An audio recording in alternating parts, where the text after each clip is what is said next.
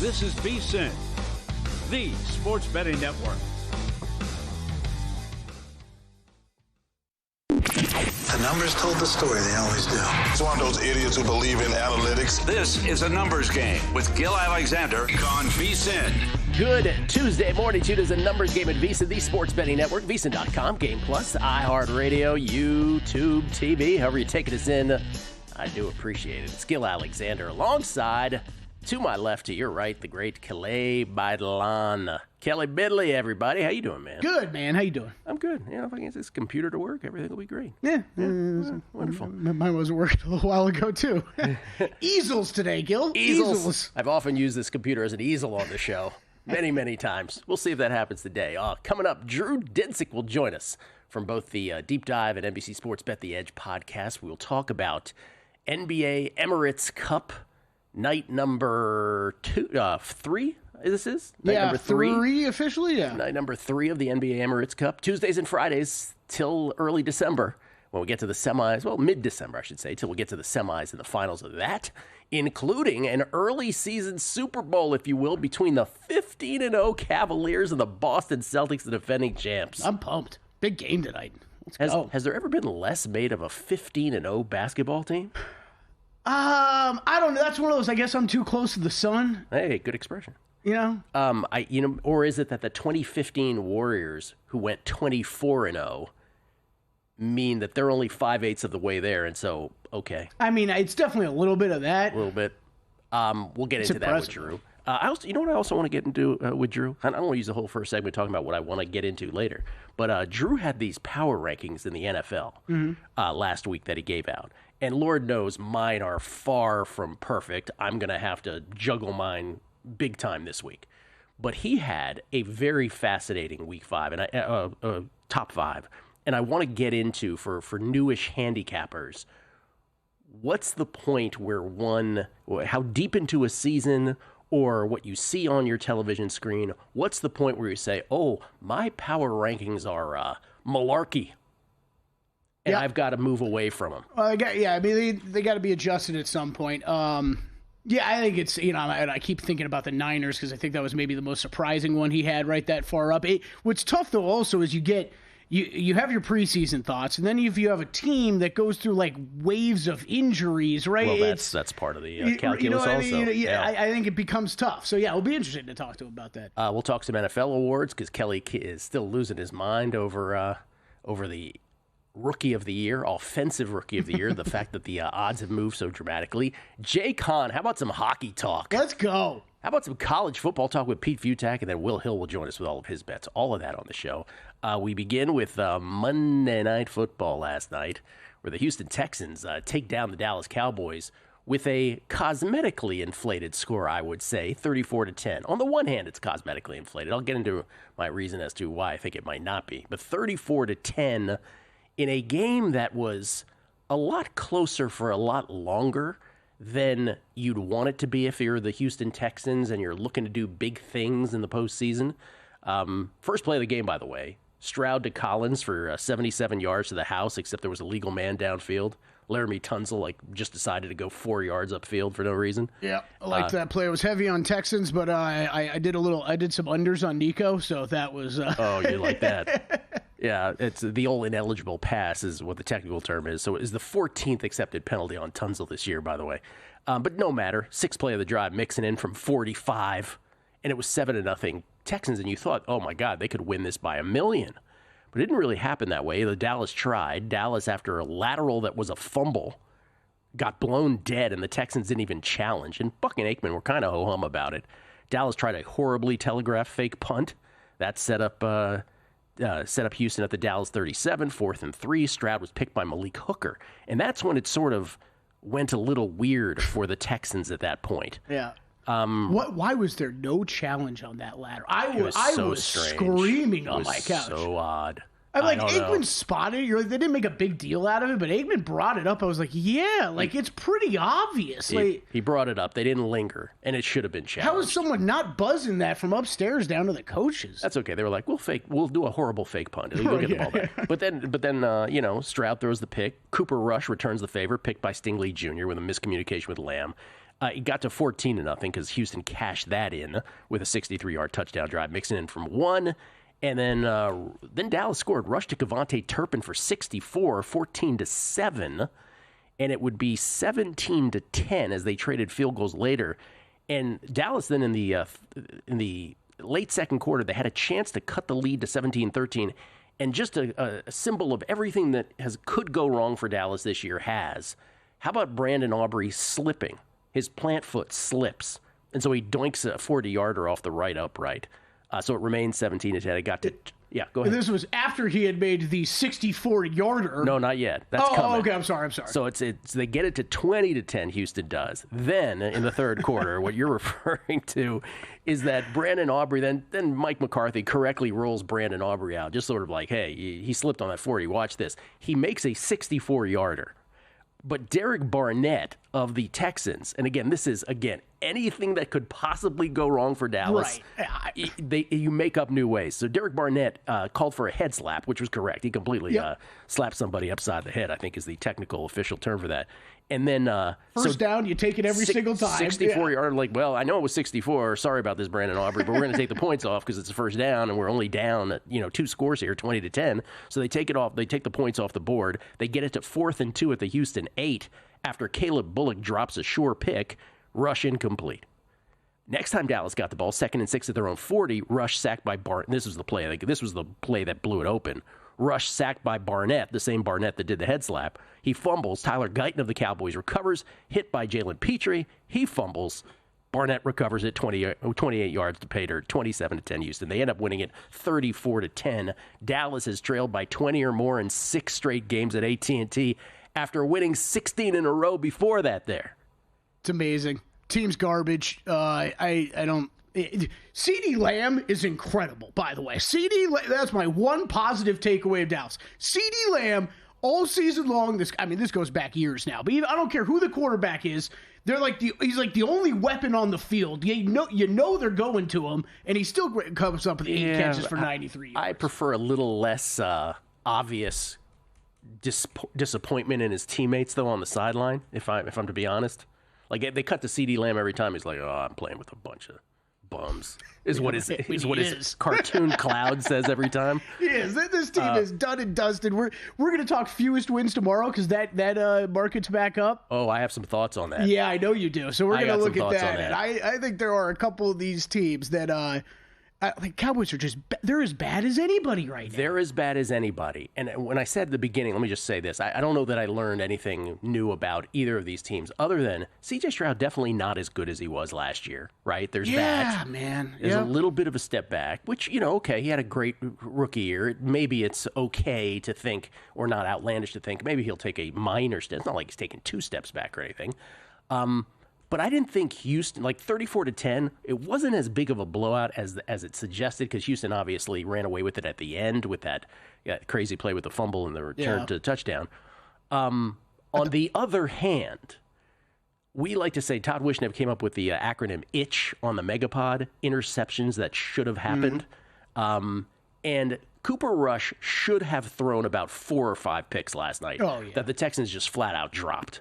So on the other hand, maybe it should have been 34-10. Yeah, the one, the rookie safety, blanking on his name. You brought it up in the recap, though. That one, he could have taken that 6. I mean, it was in his hands. He jumped that route, and it could have been an 85-yard. Bullock. Yeah. That one could have been easy. I thought the one for me with Houston, because I was all over them a bunch of different ways last night. One that I was pulling my hair out about was just. Okay, Mixon was running, so they were carving them up on the ground, and then it's like they would go away from the run. They kept going away from it. And Dallas is bad at stopping it. It's working when you go to it. Why are you forcing some of these throws, especially when Stroud, at times looked very off? Houston does not feel like a Super Bowl team. Not that I'm saying I ever thought they were. I never had them projected going there. But if you just sort of feel them out, they don't feel like they're the upper tier. I had those high hopes for them early in the season, before the season. Thought they could take that step. I'm with you. I think that it's now they're at least in that second tier in the AFC. 25-1 to win it all. I am looking forward to that worst record, number one pick team coming up. We got to talk about that. We also have to talk about who might be the number one pick. The other big thing that happened last night was the Major League Baseball awards finally began, the ones that we care about, Rookie of the Year, American League and National League. And Kelly, I think they've all been listening to us, and I'm being legit here. We have joked now for a few years. Watch, how the Major League Baseball, they telegraph the pass, right? They have the mother of the eventual winner as the award presenter. And so you're like, oh, I wonder who's going to win this. Bryce Harper's mom. I'm just sure she's going to give it to Juan Soto, right? So I think they kind of heard this. And yesterday, not only did they did they take measures to prevent this, but the pendulum swung to the other side. So they picked Cal Ripken Jr., the great Hall of Famer of the Baltimore Orioles, to give out both the American League and National League Rookie of the Year awards. And so this immediately set our boy Jason off because he's like, oh, this is awesome because Colton Cowser plays for the Orioles on the AL side, so obviously it's going to be him. Yeah. And then Jackson Merrill was born in Baltimore, as it turns out. Grew up in Severna Park, Maryland. Was a Red Sox fan, though, not an O's fan. So it's like, oh, this is going to be the Cowser-Merrill parlay is in full effect. Nope. The fake out, baby. The whole okie doke. It ends up being Luis Gil of the Yankees in a very close vote on the American League side, 106 to 101. By the way, Austin Wells wasn't even close at 17 points in third. So Luis Gil edges Colton Cowser. And then on the National League side, Paul Skeens in what ends up not being that close of a vote. He got 23 first-place votes. Jackson Merrill only got 7. Paul Skeens is your National League Rookie of the Year. Congratulations to everybody who had Skeens or had Gil. Skeens as long as 30 to 1 before the season. Luis Gil as long as 35 to 1 before the season. Congrats to all. Drew Dinsick on the other side. It's a numbers game at VSiN, the Sports Betting Network.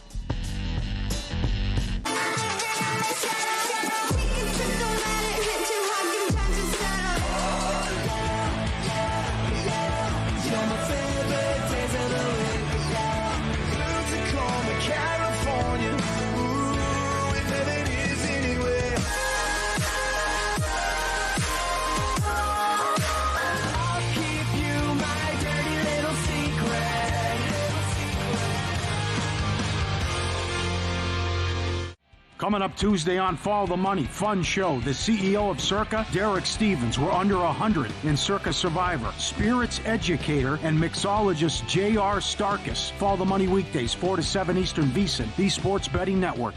Want to see who at VSiN is on a hot streak? Go to VSiN.com/picks to see all the selections and weekly leaderboard of VSiN hosts, writers, and guests. Become a VSiN Pro subscriber and get every pick sent to your inbox daily. Just head to VSiN.com/pro.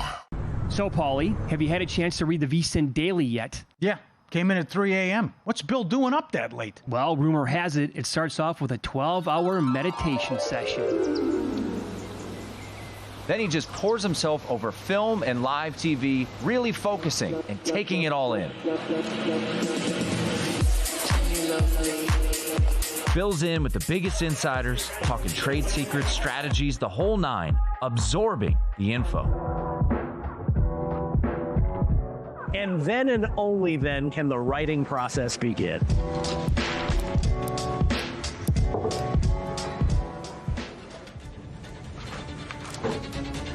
In Las Vegas, Bill's Late Night becomes your early morning. Wake up to the very latest betting insights in your inbox with the VSiN Daily. Sign up for free at vsin.com/newsletter.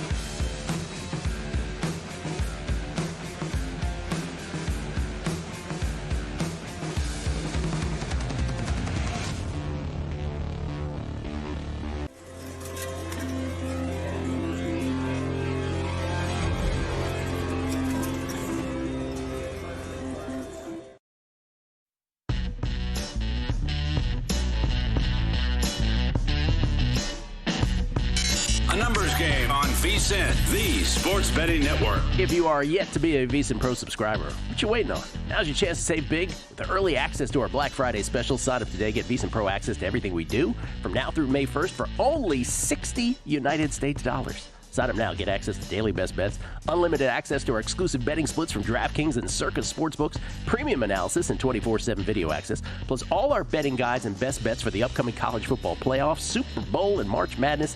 Don't miss out. It's our best new subscriber offer of the year, if I do say so myself. Visit VSiN.com/subscribe.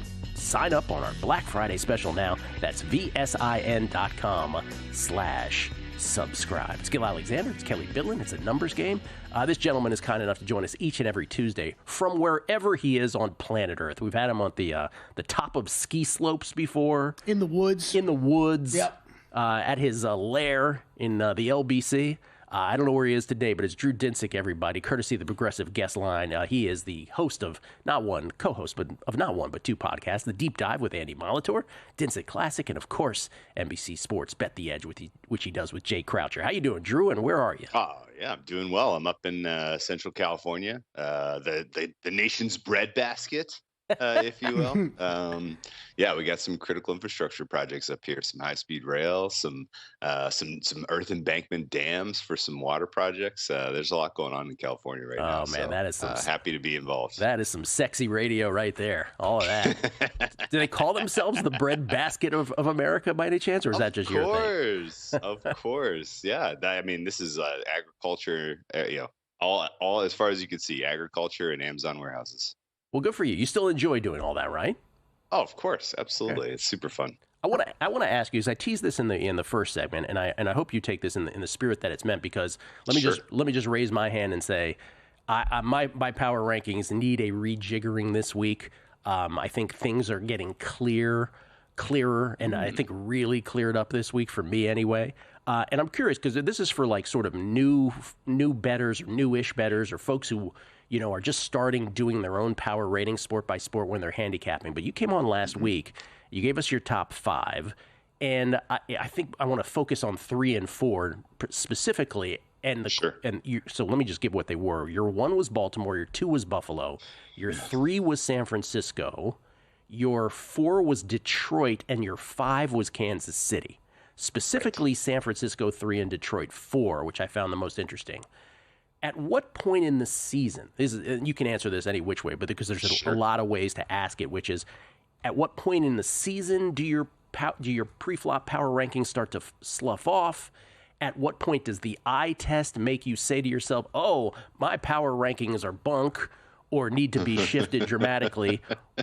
What about that, Drew, this past week? Detroit just absolutely crushes a horrible Jacksonville team. I get it, they're horrible, but they do it again.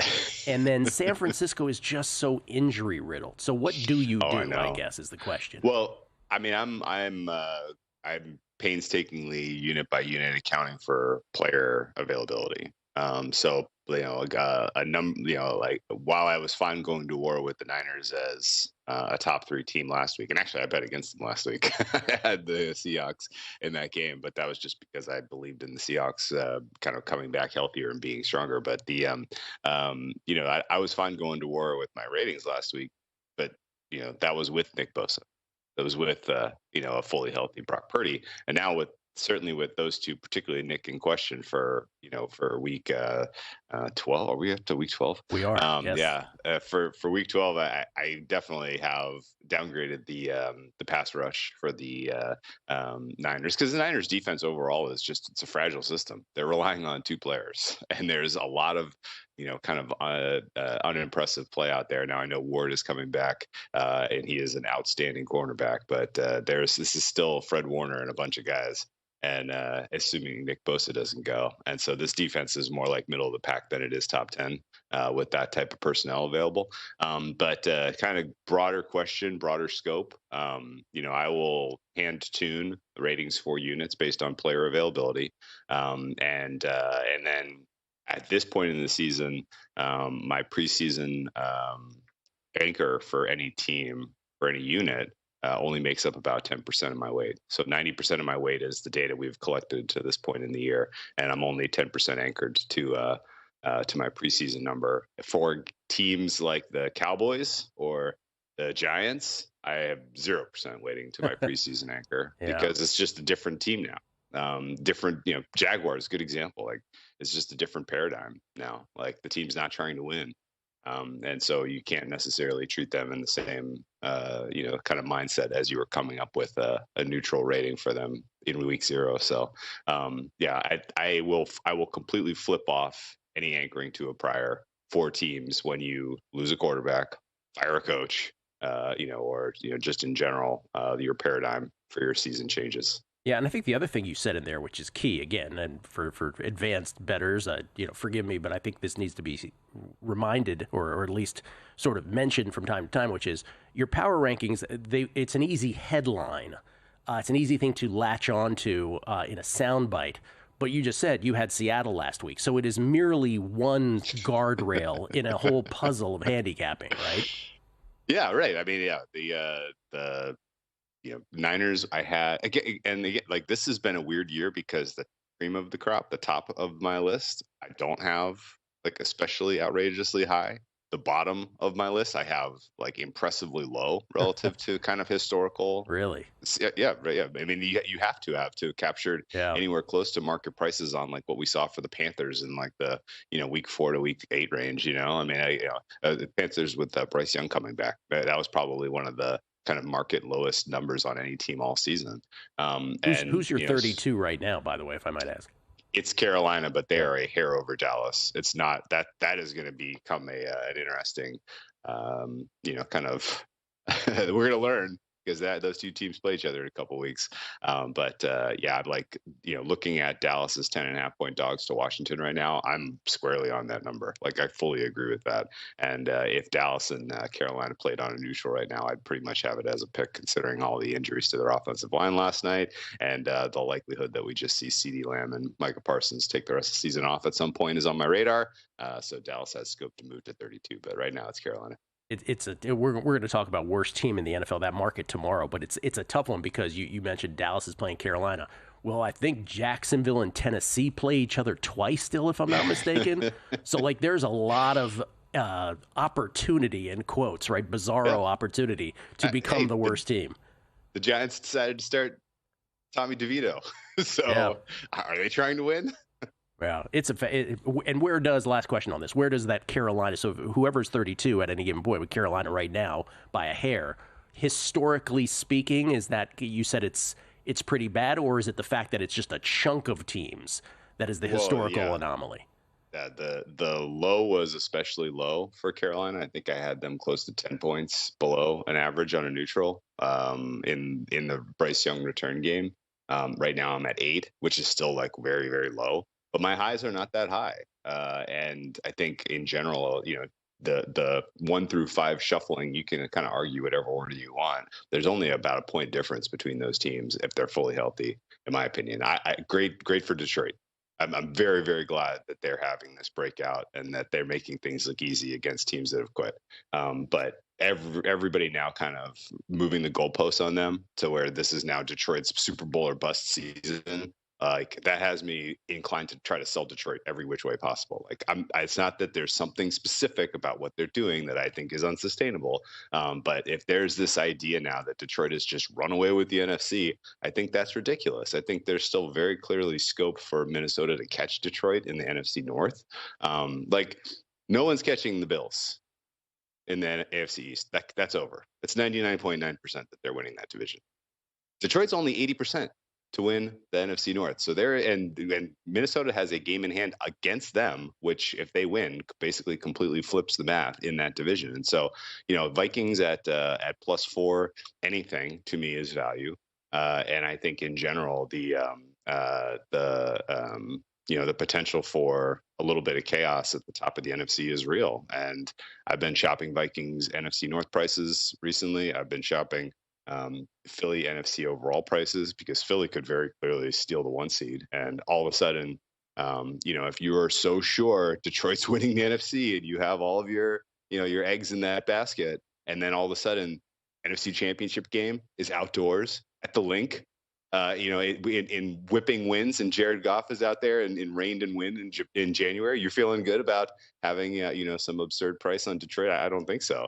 And so I think realistically there is still plenty of scope for things to get shuffled in the NFC. I'm losing hope that the Niners are going to be a factor. They're walking a very fine margin where another loss, particularly against an NFC West competitor, effectively eliminates them because their wild card chances are pretty low right now. So it's going to be a fun shakeout, surely. But right now, I think the Eagles and the Vikings have the most upside, and the Lions look like the sell high.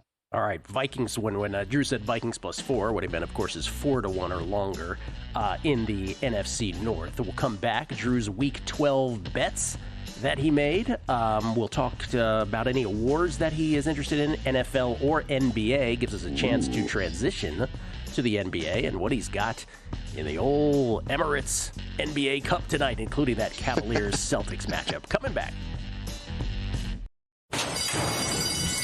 And they're off.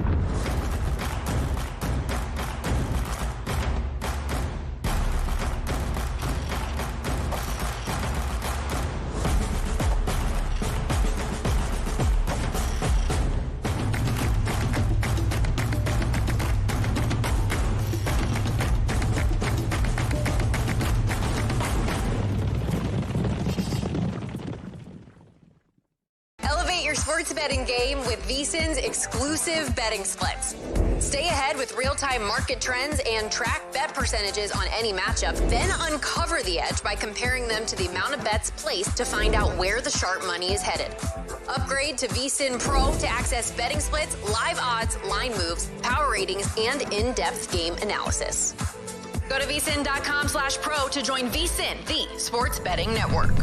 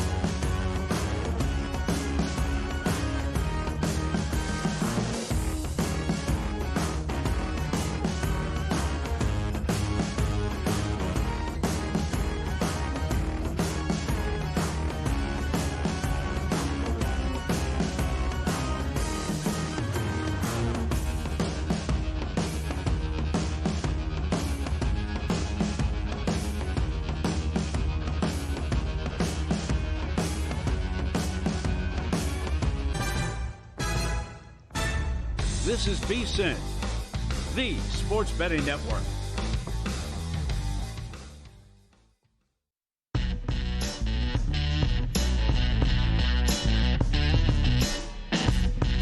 A numbers game on VSiN, the Sports Betting Network. Hey, man, I'm on this VSiN Watch app every day now. Every day, multiple times a day. VSiN Watch app makes it easy to watch and listen to VSiN anywhere, in case you didn't hear, on your phone or tablet. And for a limited time only, you can watch it for free. Visit the Apple app or Google Play Store now to download the VSiN Watch app. Look at that, very sleek. 24/7 access to our live audio and video stream. Watch replays of your favorite VSiN shows. Easily stream video to your smart TV. Browse clips by sport. Or maybe use the search feature to find specific VSiN expert insights you're interested in. You like Zach Cohen? You're like, give me some Zach. You can do it that way as well. Nothing? Give me some Zach? Yeah, give me some Zach. The VSiN Watch app, free to download for both Apple and Android users. Check it out. We shot a great promo for it, too. Saw that on Instagram the other day. Oh, did it make it? Yeah, me and you made the gram, bro. We made the gram. No, I forgot we did it. And I was like, is this going to work? It ends a little abruptly. Did you overact? Oh, you weren't in it, though. Yeah, I was. Oh, you were? It was me and you sitting in Oh, that's chat. right. No, we were good. You didn't overact on this one. Oh, thanks, man. Yeah, I appreciate that. No, the excess nodding, not a part of it. VSiN Watch app. Not only check it out, download it, because it is worth your time. Especially the biggest the biggest application of the app, if you will, for me, the biggest app of the app is segments that you missed, and you're like, oh, I want to hear what that guy said. Well, who did he pick? Who did Dr. Bob have again? That kind of thing. Yeah, absolutely. Drew Dinsick, kind enough to hang with us for a second segment, courtesy of the Progressive Guest Line, again, at @whale_capper, Deep Dive, and Bet the Edge podcast. So what did you land on week 12 then in the NFL, Drew? It's a pretty gross week. I don't need to tell you this. The pretty matchups gross. are not that interesting. You got a lot of big old numbers on the board. I got in bed with some teams that doesn't feel great. I'll be honest. In fact, it's not to say there's no good games. Like Niners Green Bay is basically our first playoff game of the season. That's right. Pretty much an elimination game, at least from the wild card for one of those two teams. I mean, Green Bay, I guess, is not technically, because they have stockpiled some wins, but they have a pretty fragile path at this point. Philly Rams is a great one. Baltimore Chargers, the Hard Bowl is a great one. But again, like, these are pretty close and correct lines where the home team has a hair of value, but do you feel like taking a +3? So you take a plus money line there, and I'm probably end up going to pass on a lot of those. And right now, the only two bets that I've made on sides are Cleveland on Thursday. My fare on this one is only Pittsburgh -2, so the fact that you can capture the 3 there is pretty solid. I think in general, this looks like a gross weather game. And if you know anything about Cleveland and weather in November, when the wind gets weird, it makes it very tough to have precision moonball offense, which is how the Steelers are getting it done right now.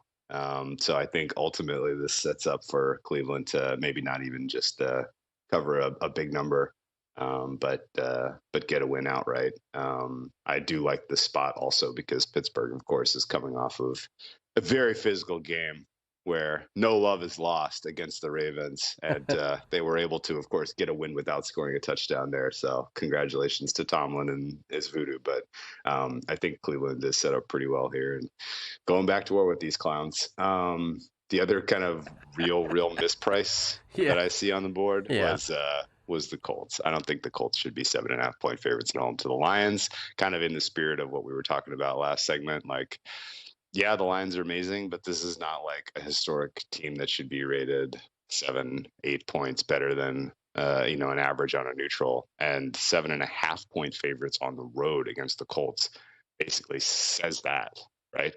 Like, I don't know anyone who's got a neutral rating for the Colts that's anything other than average. This is a perfectly fine team right now. I don't see anything obviously with their injury report that says they should have been meaningfully downgraded after last week. I thought they beat the Jets more convincingly than the scoreboard said. And I think that in general, this should be a really competitive game. So the fact that you're capturing 7 and 3 is pretty awesome. And I'll take Colts plus the 7.5. The Browns and the Colts. That should be fun. That sounds like a fun experience. What could go wrong? All right, let's get to awards in the NFL, and let's throw the NBA in there as well, because I want to transition to tonight's NBA game. So anything NFL award markets or NBA awards markets that you are in or are thinking about getting in, sir? In the NFL, I think it's sell high Josh Allen MVP, buy low Lamar. This is probably the last kind of chance to, get a price on Lamar. His numbers are just so far superior. It's tough for me to see that that the Bills can sustain winning with how difficult their schedule is, to the tune of getting the 1 seed, which I think is what Josh Allen's path to MVP is, because of the difference in disparity in the numbers. And so I think Lamar ultimately is still going to be the MVP.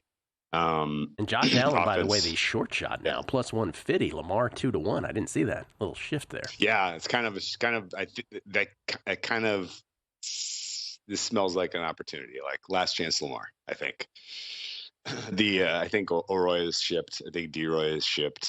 That's Daniels and Verse. There'd be some true shockers if either of those guys fumbles the bag at this point. DPOY. I'm against Watt, but I don't have a good candidate. I just believe someone will step up. Anyone waiting for anyone. I basically have provided liquidity to somebody who wanted Watt for a pretty decent stake, and so I basically just want anyone but TJ in that market. The coach of the year is the most fun to talk about by far. Man, it's just a complete crapshoot at this point. It's a crapshoot, and there are 10 good candidates. I think realistically, it's going to go to one of Dan Quinn, Kevin O'Connell, Dan Campbell, Jim Harbaugh, Sean Payton, Mike Tomlin. That's my short list. Sounds like mine from last week. Yeah, it's like named a quarter of the coaches in the league. It'll go to one of the coaches who currently has a job. That's right. But yeah, I mean, it's a lot of fun to speculate there. I think that the current price on Kevin O'Connell is insane at 4-1 personally, because that's like shorter than their NFC North price. And I don't see a world where O'Connell wins Coach of the Year as a wild card if Dan Campbell holds on as your 1 seed, your clear 1 seed winner of the NFC North. So the Campbell O'Connell prices are the two that don't make sense to me there. Tomlin, by the way, for those just listening, Tomlin plus 225, the short shot, followed by Dan Campbell at plus 350, and then Kevin O'Connell at 4-1. Just for personal reasons, if Mike Tomlin wins this year, I'm going to be pissed. I was very pro Tomlin last year, and if this is his year, it's going to irk me to the degree that I will never get over it.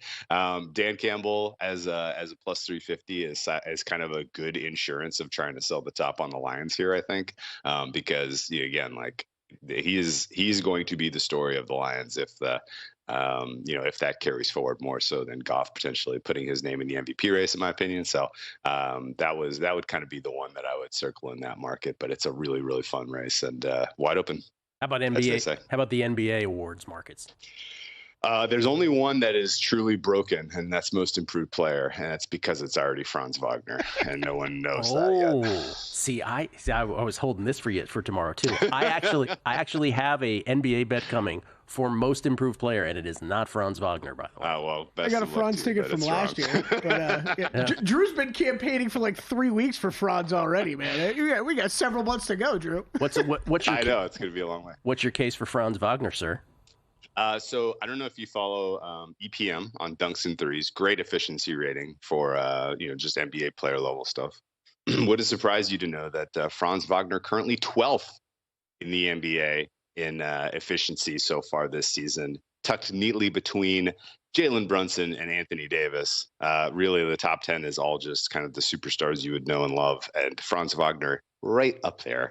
And what's even more important, he was a very, very good player for the Magic last year, but had extremely poor 3-point shooting luck, and that is now switched. He's shooting fine.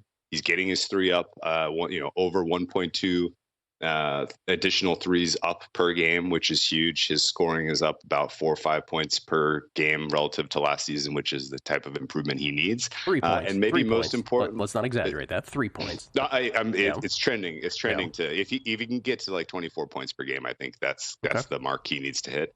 But maybe most importantly of all, most improved in the NBA is a first-time All-Star award. And you know who deserves consideration for the All-Star team this year? Mr. Franz Wagner, because he is carrying the Magic to a top 3 seed in the East in the absence of Paolo Banchero. And I think he's going to be rewarded with an All-Star spot for that accomplishment. Okay. We will debate that next week on the show. NBA Cup tonight. Any plays? Yes. 6 games. The Celtics. Give me the Celtics minus the 5. It's over for the Cavs. Great story, fun times. I'm glad they've had fun to this point in the season, but this is a bad spot for them. On top of the fact that the Celtics are easily 5 points better. So give me the Celtics in this one against the 15-0 Cavs. If the Cavs win this, though, are you going to be like, oh, maybe we have something here we didn't really expect to? No, I'm just going to say there's a lot of games left. Sure. All right. Thank you, Drew. A lot of picks there. I like it. Thank you so much, man. All right. Best of luck, guys. Drew Dinsick from the center of California, the breadbasket of America, he called it. We'll come back. Our thoughts on awards next. Got a good thing coming. Just wait and see. It's a good.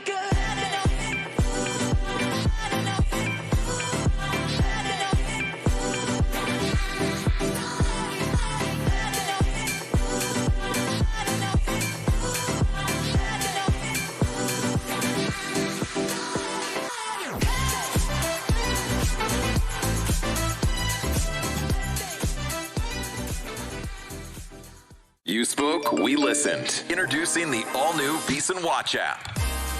Now, you can watch and listen to VSiN expert analysis live wherever you are. Missed a show? No problem. Catch replays of VSiN's full lineup at any time. View highlights sorted by sport. Or use the search feature to find specific teams and topics you're looking for. And the best part? It's free for a limited time. Download the VSiN Watch app today. Available now on the App Store and Google Play. And join us on the Sports Betting Network.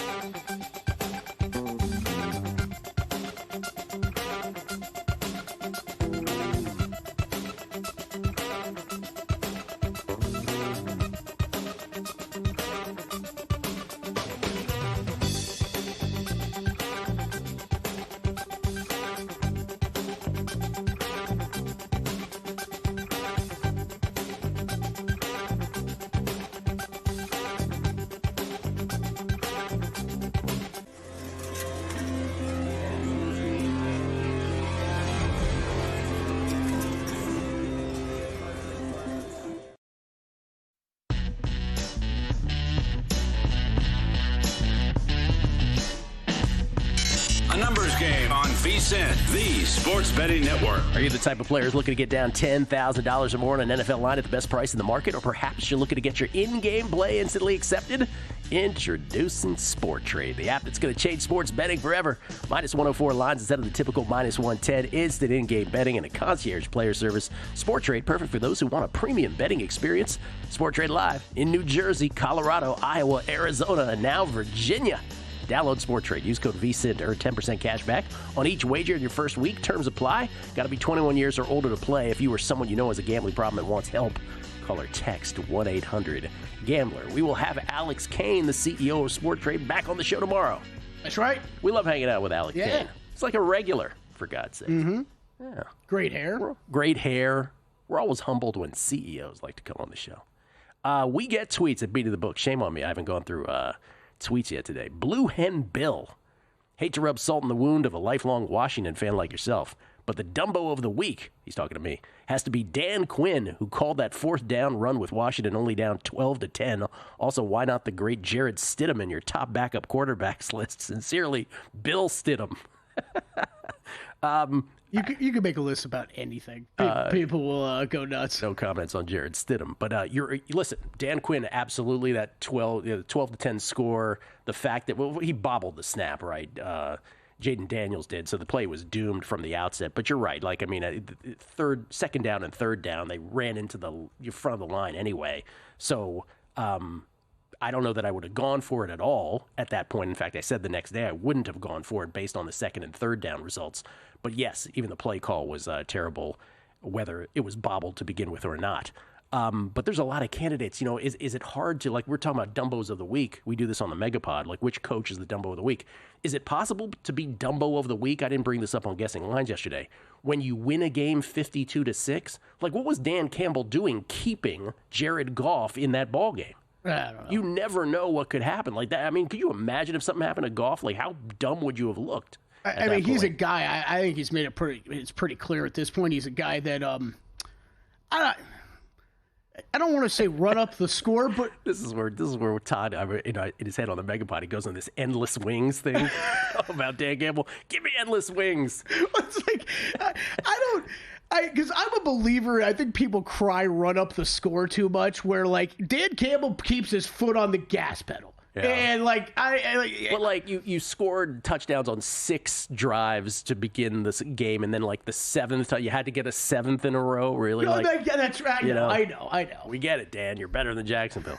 NC I-95 Gambler. I still say, people are bad. He says, I still say Jackson Merrill got robbed, and no, I'm not bitter because I lost my NL Rookie of the Year ticket from March. What a joke. I guess being consistent and a good MLB player as a rookie day in and day out doesn't count for anything. Jason, is that you? No, that was NCI 95. By the way, again, the Jackson Merrill folks are upset because Jackson Merrill, 156 games for the Padres, 24 homers, 16 stolen bases, a slash of 292, 326, 500, batting average on base and sluggo. And, he's a good fielder. But Skeens, man, come on. Is there any way to really be upset that Paul Skeens won it with a 1.96 ERA, 33.1% strikeout rate, a 51.3% ground ball rate, and a 4.3 WAR in just 133 innings? By the way, WAR is a counting stat. I mean, it's hard to be too upset about that. Sorry, Jackson Merrill voters. And he was always going to win the ticket holders. He was always going to win the popularity contest. Well, and I also said, I was like, are they going to really shut him out of every award? I did not think so. King R. Jack O. Pretty sure there were better numbers than 35-1 on Heel to win AL Rookie of the Year. Just saying. They both closed favorites end of the year? Skeens did. Yeah. Well, Skeens, remember, went way out to a huge favorite, and then he ended up like plus 350 at one point. So that's what I thought I had remembered. I pulled up it was a covers article. It was changing all the time. Yeah, it was a covers article. I think they both closed favorites, though. Chris Nettles. Well, Gil and Kelly, after losing my Merrill and Cowser Rookie of the Year tickets, it feels like Heel voters were done after May, and Skeens didn't consider anything before then. Evan Klein, Fresno native. We definitely do not call the valley the breadbasket of the world. Think Drew is just spreading disinformation. Brian Schaefer, Gil, I don't want to beat a dead horse with the power rankings, but at what point do we power rank the teams based on performance and not what they could be if healthy? I don't know if you wrote that before my talk with Drew or not, but that's kind of what I was getting at there. The numbers, guys. I'm not nearly as big a homer as 90% of the Detroiters around me here. However, Drew has me so angry right now. I guess it really is Detroit versus everybody, LOL. Yeah, he is really strong with his opinion that Detroit is, it's the Merrill Hodge thing about Caleb, is he doesn't feel like they're special. Yeah. In a historical way, anyway. C. Spackler, pure marketing genius to come up with the clips for the Clippers. Sounds like Office Supplies, Office Depot, here we come. Dukes in the PNW. Don't have my parlay calculator out, Gil, but what I'm seeing is Niners 2-1 and Bengals plus 345 to make the playoffs. So many of their collective losses have been by a coin flip. Lots of value to play one or play together. Paul Zhang, since we're talking about these awards, how about some J.K. Dobbins 6-1 for comeback player? You know what? If you're doing it, if you are thinking about it based on a breadth of injuries, there is no better choice than J.K. Dobbins. Have you seen that list? Oh, it's ridiculous. It's unbelievable what he has gone through. I think it would be it would be very hard for me to be upset if J.K. Dobbins won that award. I just think it's going to be one of these quarterbacks. Poor dude, too. Imagine after all the knee injuries, then he's like, hey, let's throw in a popped Achilles for you as well. Yeah. Brian M., listening to Drew's Coach of the Year list, I was starting to think he would have been better off listing coaches with no chance rather than those with chance. And then Jesse Welch. It's crazy to me that Skeens was as high as minus 2,000. Oh, this is what I was talking about. Minus 2,000 for an NL rookie in the middle of the season. And I was able to get him at plus 350 with 3 weeks left in the season. Fantastic result for me.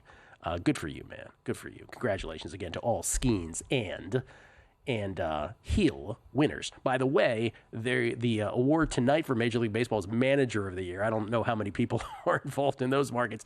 We have to wait till tomorrow night for Cy Young, and then Thursday is the very dramatic MVP one, where Aaron Judge and Shohei Ohtani are totally not winning those. There you go. Way to go, Major League Baseball. You've done it again. And by the way, tomorrow night it will be Tarek Skubal in the AL. We're not really sure in the NL. Will it be Sale? Will it be Wheeler? We don't know. You and I were having a conversation because Drew, you and me were getting into that basketball most improved market, and Drew really believes in Franz Wagner. And I think we had a good conversation off air that I want to bring on air, which is it's a fascinating market. We could throw that up again, guys, because you have Wagner's 14-1, right? Yeah. And you have a bunch of guys in there that I don't really understand why they are. And let's talk about some of them. One, let's go to, first of all, like Grady Dick's 22-1. He's a second-year player. I don't think you get it when you're a second-year player. We've adjudicated this before, right? Yeah. I live by certain rules in this market. I love this market. It's my favorite awards market if any sport to bet, because I think there are mispriced. It's worded properly. It's not comeback. It's most improved. It's worded properly, and then whether you like it or hate it, and JVT hates this, the second-year player thing. Yeah. But there are voters. He hates that they're not eligible. Yeah, that they're not really considered. Quote unquote eligible. Yeah. But there are. Look, you can learn things about some of these markets, right? And whether you like these guys or not, you listen to the Hoop Collective and you listen to Brian Windhorst and Tim Bontemps, and they have said on record they will not consider second-year players for this award. So when a percentage of the voters are telling you they won't consider it, then I won't consider betting on it. And not only a percentage, but let's face it, regardless of what you feel about Windhorst and Bontemps, and I'm fine with both Windhorst and Timmy Goodtimes, I think that they carry a weight. Extremely influential in the NBA that no one else really is, say, in the NFL. Correct. So, because they have that platform. Then you have LaMelo Ball. Sure, he's almost averaging 30 points a game, but it's not really a comeback from injury award. This is not comeback player of the year. This is most improved. We go nuts about it in the NFL. This is different. If there was comeback player of the year in the NBA, he would be the odds-on favorite probably right now. But he's 9-1 and most improved. And what you got to look at there, Gil, it's a little bit. This isn't as obvious as the second-year player, but you don't often see guys in that conversation after the injuries that he's gone through. So the way I look at it is he would have to significantly improve upon the numbers that he last had in a healthy season, which would have to be astronomical numbers than for him to put up this year. Franz Wagner, who was Drew's choice, I get it, all the advanced stats, but again, you have to ask yourself how many of these voters are just doing it beyond the counting stats. And if you're doing it beyond the counting, if you're not doing it beyond the counting stats, his points per game average has only improved 3 points. Yep. So, like, there are some negatives there in terms of why one might vote for someone. Real quick on Franz, because I know we got a couple of others I want to get to. Franz, I don't mind this. Drew laid out a good case.